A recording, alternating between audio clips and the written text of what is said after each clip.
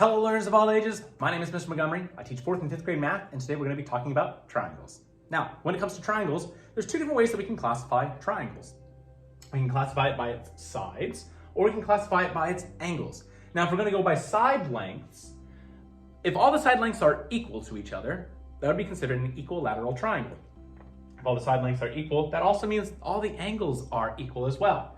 So an equilateral triangle would look like a triangle with all the little tick marks on every single side.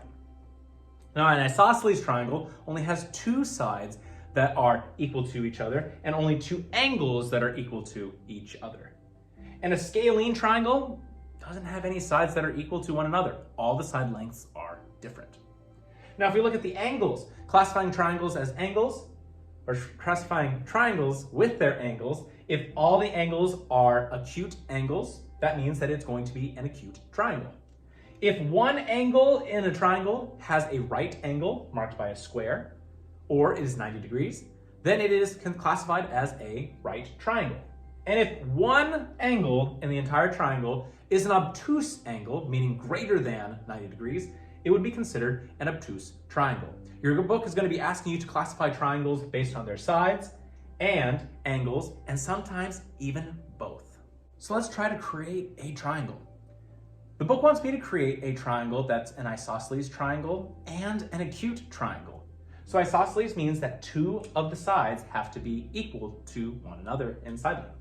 And acute means that we're going to have all the angles as acute angles.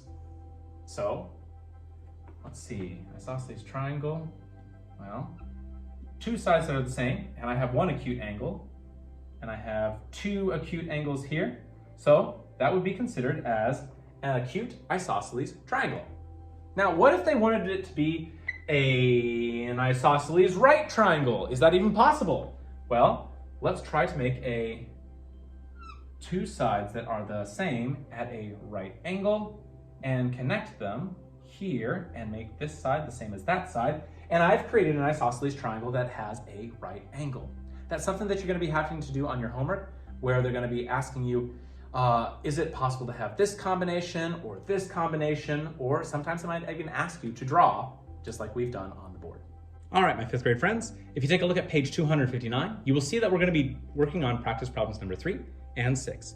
For number 3, the directions say classify the triangle in two ways. You're going to classify it by its side lengths and angles.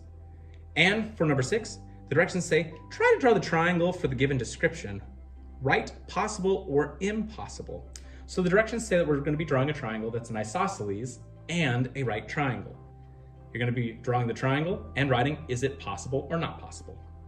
If you have any questions on triangles, please let me know when you come to class.